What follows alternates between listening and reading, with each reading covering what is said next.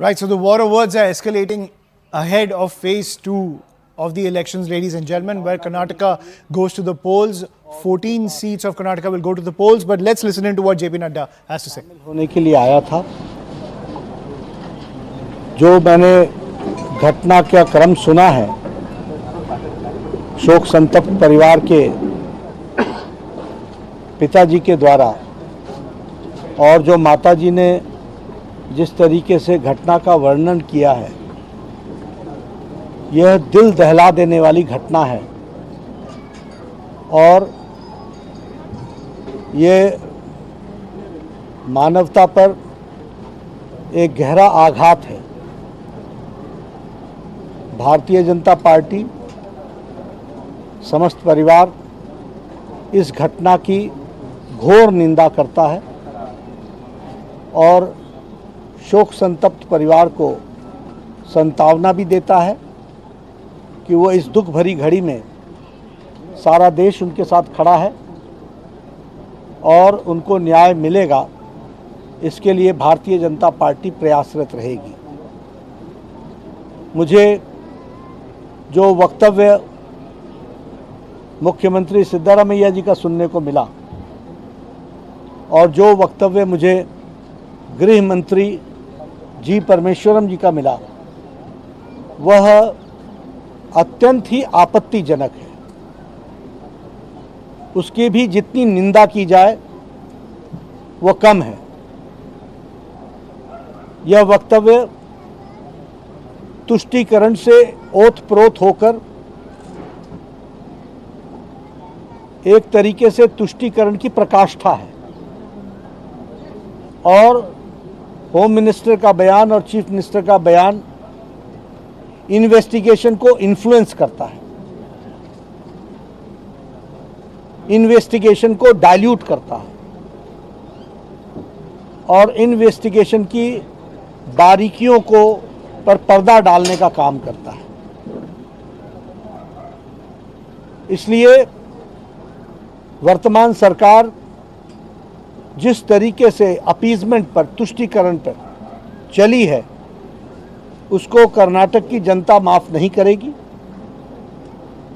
और पुलिस भी इस केस की बारीकियों में जाए, क्योंकि देश और जनता इंतजार कर रही है इस घटना की बारीकियों को सामने रखने के लिए और इसके इन्वेस्टिगेशन, थॉरो इन्वेस्टिगेशन के लिए। इसका इन्वेस्टिगेशन यदि स्टेट पुलिस असमर्थ है तो मैं सरकार को कहूंगा, प्रदेश को, कि वो सीबीआई को हैंडल करे।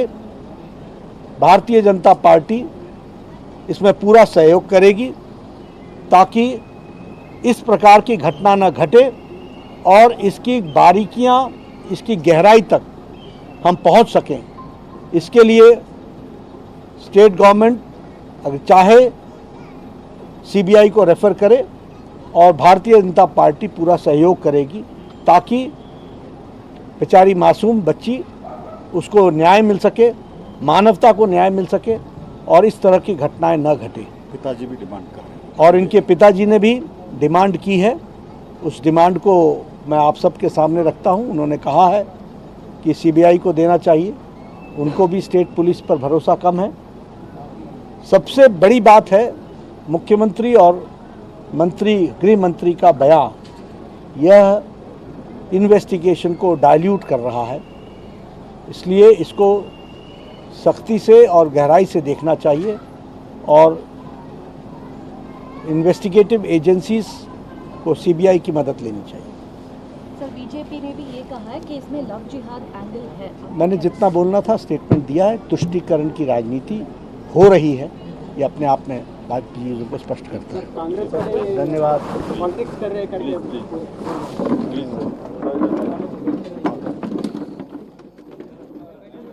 So that is JP Nadda making it clear that if the state police cannot handle the case, saying that the remarks from the Home Minister and the Chief Minister aim to dilute the severity of the crime that has taken place, where this man called Fayaz, the man on your screen, murdered a Congress corporator's daughter in a college in Hubli in broad daylight. Also saying that the that Neha's father, who is a Congress corporator, has no faith in the police anymore and this case should be referred to the CBI. That is the pitch coming in from BJP chief JP Nadda, who has said that the CBI is the best agency to investigate this case because the family has no faith in the state police, even saying that the remarks of Chief Minister Siddaramaiah as well as the Home Minister of Karnataka seem to be trying to dilute the severity of the crime, also saying that the family wants CBI intervention to get justice for their daughter. So this will of course be another flashpoint in the state of Karnataka as the election season has kicked off, ladies and gentlemen. We will continue to track all the developments